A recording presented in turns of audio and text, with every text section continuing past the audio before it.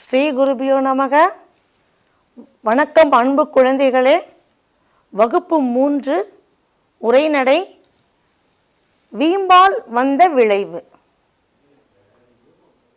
அன்பு குழந்தைகளே, உங்கள் எல்லார்கிட்டையும் நல்ல குணங்கள் நிறையா இருக்கும்.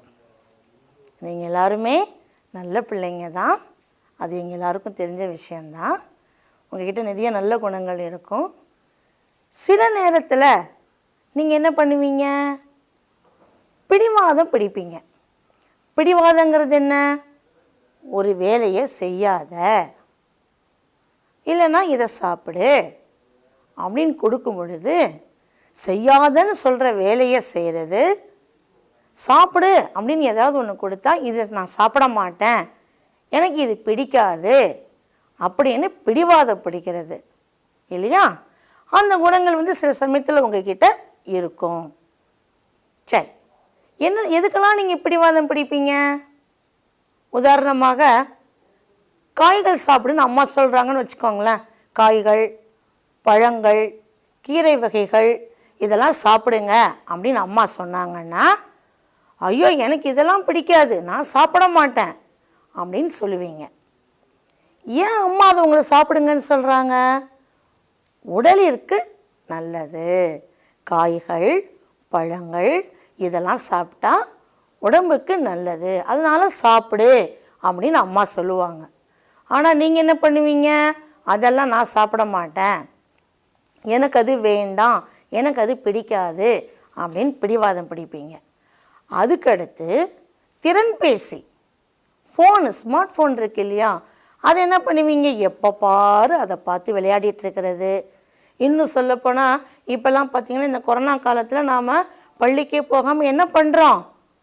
ஆன்லைன் கிளாஸஸ் தான் படிச்சுட்டு இருக்கிறோம். அப்போ என்ன பண்ணுறீங்க? இன்னும் அதிக நேரமாக இந்த கைபேசியெல்லாம் நீங்கள் பயன்படுத்திட்டு இருக்கிறீங்க.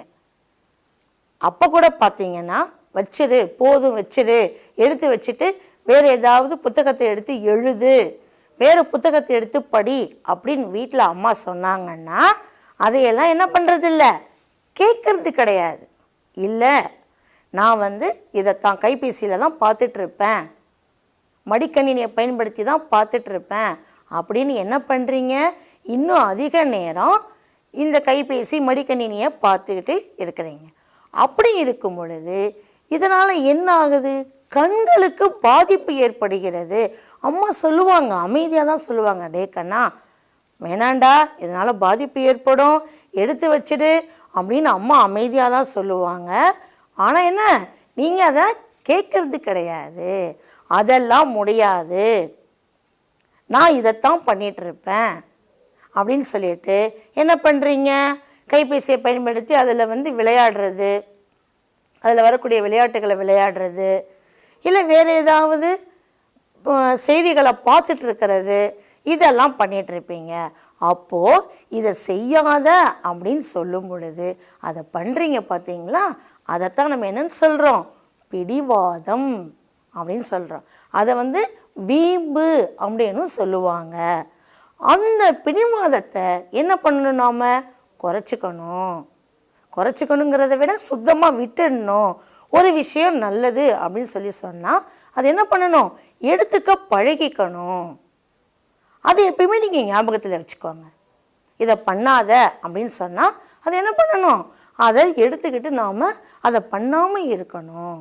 சரி, இப்போது இந்த மாதிரி பிடிவாதம் பிடிக்கிறதுனால என்ன பிரச்சனைகள் உண்டாகுது அப்படிங்கிறத இப்போ நாம் பார்க்க போகிறோம். பாடத்துக்குள்ளே போகலாமா? சரி, வீம்பால் வந்த விளைவு. பிடிவாதம் பிடிக்கிறதுனால சில கஷ்டங்கள் வரும், சில துன்பங்கள் வரும். அப்போது அந்த மாதிரி பிடிவாதம் பிடிக்கும் பொழுது என்ன துன்பங்கள் வந்தது, என்ன துன்பம் அவருக்கு வந்தது அப்படிங்கிறத இப்போ நம்ம என்ன பண்ண போகிறோம்? இந்த பாடப்பகுதியில் படிக்க போகிறோம். ஓர் ஊரில் வணிகன் ஒருவன் இருந்தான். ஒரு ஊரில் யாரு? வணிகன். வணிகன்னா யாரு? வியாபாரி. வணிகன்னா யாரு? வியாபாரி. வியாபாரின்னா யாரை நம்ம வியாபாரின்னு சொல்லுவோம்? பொருட்களை விற்கிறவங்கள நம்ம வியாபாரின்னு சொல்லுவோம். நமக்கு தேவையான பொருட்களை நம்ம என்ன பண்ணுவோம், கடையில் போய் வாங்கிட்டு வருவோம் இல்லையா? அந்த மாதிரி யார் பொருட்களை விற்கிறாங்களோ அவங்கள வியாபாரி அப்படின்னு சொல்லுவோம். ஓர் ஊரில் வணிகன் ஒருவன் இருந்தான். அவன் குதிரையில் சென்று வாணிகம் செய்து வந்தான். அந்த வணிகன் என்ன பண்ணுறாரு, குதிரையில் போயிட்டு வாணிகம். வாணிகம்னா என்ன? வணிகனை வியாபாரின்னு சொன்னோம். வாணிகம்ன்றது என்ன? வியாபாரம். அப்போ என்னது, பொருட்களை விற்கிறது தான் வியாபாரம்னு சொல்கிறோம் இல்லையா? அப்போது அவர் என்ன பண்ணுவார், அந்த பொருட்களை விற்கிறதுக்காக எதில் போவாராம்? குதிரையில் போயிட்டு வருவாராம். ஒரு நாள் அன்றைய வேலையை முடித்துவிட்டு களைப்புடன் வந்த அவன், ஒரு நாள் அன்னைக்குரிய வேலையெல்லாம் முடிச்சிட்டு களைப்புடன், களைப்புனா என்ன? சோர்வு. களைப்புனா என்ன? சோர்வு. அப்போது அன்னைக்கு வேலையெல்லாம் முடிச்சிட்டு களைப்புடன் வந்த அவன் சற்று நேரம் ஓய்வெடுக்க நினைத்தான். குதிரையில் போய் வியாபாரம் பண்ணிட்டு வரும் பொழுது ரொம்ப களைப்பாக இருந்தது. களைப்பாகனா என்ன? சோர்வாக. களைப்பு, சோர்வு. சற்று நேரம் ஓய்வெடுக்க நினைத்தான். சோர்வோட வந்தவர் கொஞ்ச நேரம் நம்ம என்ன பண்ணலாம், இங்கே ஓய்வெடுத்துட்டு போகலாம் அப்படின்னு நினைச்சான். தனது குதிரையை அங்கிருந்த மரத்தடியில் கட்டி வைத்து ஓய்வு எடுத்து கொண்டிருந்தான். அப்போ குதிரையில் போய் தானே வியாபாரம் பண்ணுறாரு. அந்த குதிரையை அந்த இடத்துல இருக்கக்கூடிய ஒரு மரத்தடியில் கட்டி வச்சுட்டு என்ன பண்ணுறாரு, ஓய்வு எடுத்து கொண்டிருந்தார். கொஞ்ச நேரம் அப்படியே அமைதியாக ஓய்வு எடுத்துட்டு இருந்தார். அச்சமயம் வீரன் ஒருவன் தனது குதிரையுடன் அதே மரத்தடியில் ஓய்வெடுக்க வந்தான். அந்த நேரம் பார்த்தீங்கன்னா வீரன், வீரன்னா யாரு? போர் செய்கிறவங்க. அந்த காலத்தில் பார்த்தீங்கன்னா அரசர்கள் எதிரி நாடுகளோட போர் செய்கிறதுக்காக என்ன பண்ணுவாங்க, வீரர்களை தங்களுடைய அரசவையில் வச்சுட்டு இருப்பாங்க. அவங்கள தான் நம்ம என்னன்னு சொல்லுவோம், வீரன் அப்படின்னு சொல்லுவோம். அப்போ வீரர்கள்கிட்ட குதிரையெல்லாம் இருக்கும் இல்லையா? அந்த சமயத்தில், அதாவது வணிகன் ஓய்வெடுத்து கொண்டிருக்கக்கூடிய நேரத்தில் வீரன் ஒருவன் தனது குதிரையுடன் அதே மரத்தடியில் ஓய்வெடுக்க வந்தான். அந்த வீரனும் என்ன பண்ணுறாரு, தன்னோட குதிரையை கூப்பிட்டுக்கிட்டு வணிகன் ஓய்வெடுத்துட்டு இருக்கக்கூடிய அதே மரத்தடியில் வந்து ஓய்வெடுக்கிறதுக்கு வராரு. வணிகன் அந்த வீரனிடம், உங்கள் குதிரையை சற்று தள்ளி கட்டுங்கள். அப்போ அதே மரத்தடிக்கு வீரன் வந்து ஓய்வெடுக்க வர்றதுனால என்ன சொல்றாரு வணிகன், உங்களுடைய குதிரையை என்ன பண்ணுங்க, கொஞ்ச தூரம் தள்ளி கட்டுங்க அப்படின்னு சொல்றாரு. உங்கள் குதிரையை சற்று, கொஞ்ச தூரம், இதே இடத்துல கட்டி வைக்காம கொஞ்ச தூரம் தள்ளி கட்டுங்க அப்படின்னு சொல்றாரு. ஏனெனில் எனது குதிரை முரட்டுத்தனமானது என்றான். வீரனும் அதே மரத்தடியில குதிரையை கட்டுறதுக்கு வரும் பொழுது வணிகன் என்ன சொல்றாரு, நீங்க உங்க குதிரையை கொஞ்சம் தூரம் தள்ளி கட்டி வைங்க, ஏன்னா என்னுடைய குதிரை முரட்டுத்தனமானது. முரட்டுத்தனமானது அப்படின்னா என்ன, கொஞ்சம் ஒரு முரட்டு சுபாவம் உள்ளது, அதாவது என்ன, கடுமையாக நடந்துக்கக்கூடியது. இப்போ நம்ம பள்ளியில் கூட பார்த்தீங்கன்னா சில குழந்தைங்களை வந்து என்ன சொல்லுவோம், நம்ம கொஞ்சம் வம்பு பண்ணுற குழந்தைங்க இருப்பாங்க, மற்றவங்களை அடிக்கிறது, கிள்ளி விடுறது, கீழே தள்ளி விடுறது, அந்த மாதிரியான குணங்கள் இருப்பாங்க இல்லையா? அதை தான் கொஞ்சம் முரட்டு சுபாவம்னு சொல்லுவாங்க. அப்போது என்ன சொல்கிறாரு வணிகன், என்னுடைய குதிரை வந்து கொஞ்சம் முரட்டுத்தனமானது, அதாவது மற்றவங்களாம் ஏதாவது ஒன்று பண்ணிடும், அதனால் நீங்கள் என்ன பண்ணுங்க, உங்கள் குதிரையை கொஞ்சம் தூரம் தள்ளி கட்டுங்க அப்படின்னு சொல்கிறார். அதற்கு வீரன், முடியாது, நான் இங்குதான் கட்டுவேன் என்று சொல்லி குதிரையை கட்டிவிட்டு உணவு உண்ணச் சென்றான். வணிகன் சொல்லி கூட வீரன் கேட்கல.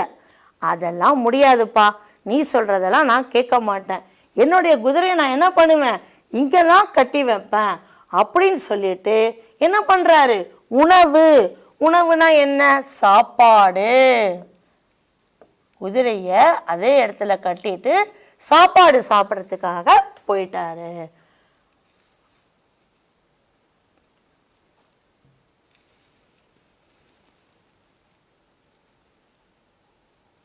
வணிகன் கண் அயர்ந்து விட்டான்.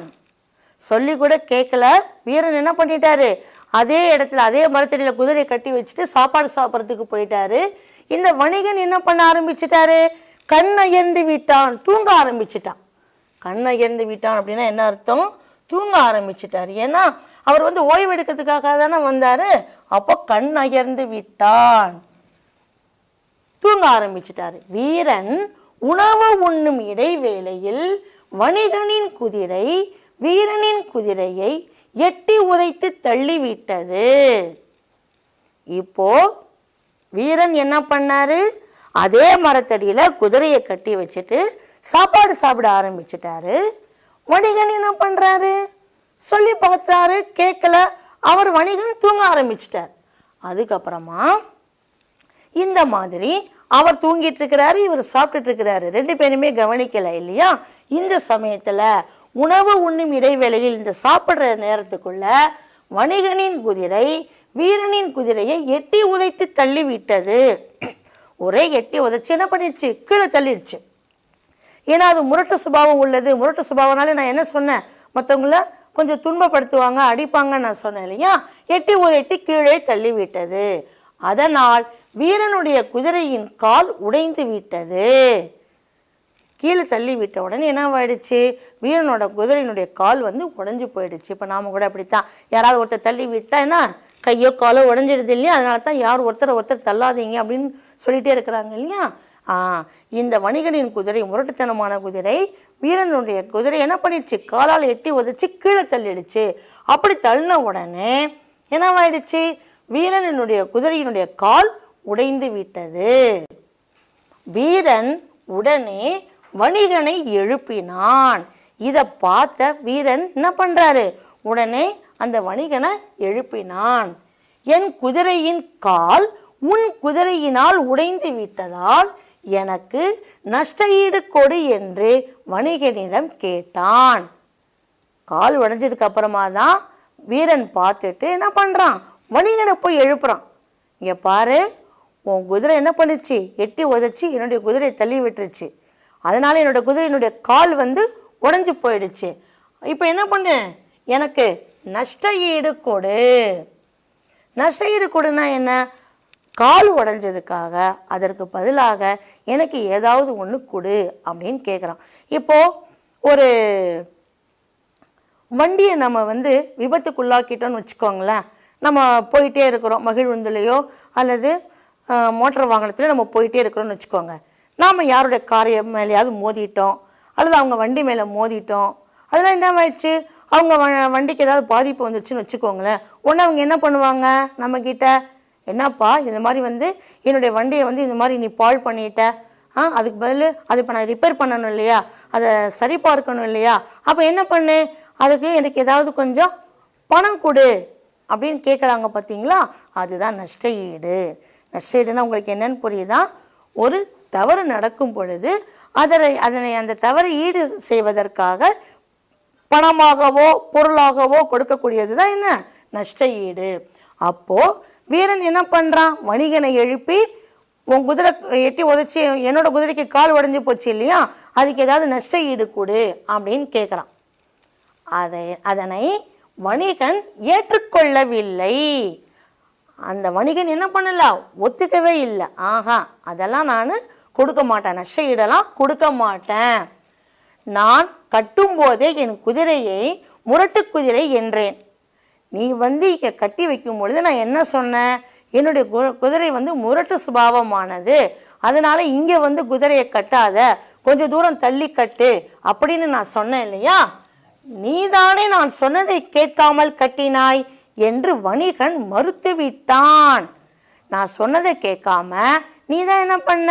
உன்னோட குதிரைய நான் கட்டி வச்சிருக்கிற இடத்துலயே கட்டி வச்ச, அதனால தப்பு உன்னோடது தானே, எதுக்கு நான் நஷ்ட ஈடு கொடுக்கணும் அப்படின்னு சொல்லிட்டு என்ன பண்ணிட்டான் வணிகன்? நஷ்டஈடு கொடுக்கறதுக்கு மறுத்துவிட்டான். பாருங்க, வீரன் வீரன்னா நான் ஏற்கனவே சொல்லியிருக்கிறேன், போர்க்களத்தில் சண்டையிடக்கூடியவங்களை தான் நம்ம வீரன் சொல்லுவோம். அவர் ஒரு குதிரை எடுத்துகிட்டு வராரு பாருங்க. இங்கே பாருங்க, இவர் தான் வணிகன்.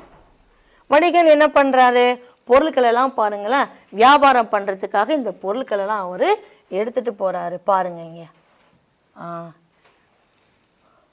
வீரன் தன்னுடைய குதிரையை வந்து என்ன பண்ணுறாரு, வணிகன் குதிரை இருக்கிற இடத்துக்கு பக்கத்திலேயே கட்டி வைக்கிறாரு. இங்கே பாருங்கள், இதான் பொருட்கள். இந்த பொருட்களை தான் என்ன பண்ணுறாரு, குதிரையில் எடுத்துகிட்டு போயிட்டு வியாபாரம் பண்ணுறாரு. இதெல்லாம் நம்ம பார்த்தோம் இல்லையா, அதை தான் உங்களுக்கு இங்கே படத்தில் கொடுத்துருக்குறாங்க.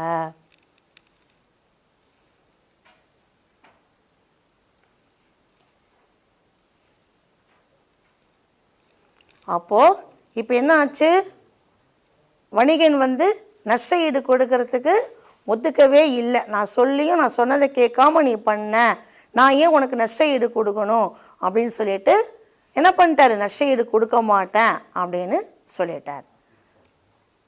மீதமுள்ள பகுதிகளை அடுத்த வகுப்பில் பார்க்கலாம். நன்றி மாணவர்களே. எமது ஆன்லைன் பாடங்களை தினமும் பெற கீழே இருக்கும் சப்ஸ்கிரைப் பட்டனை பிரஸ் செய்யவும்.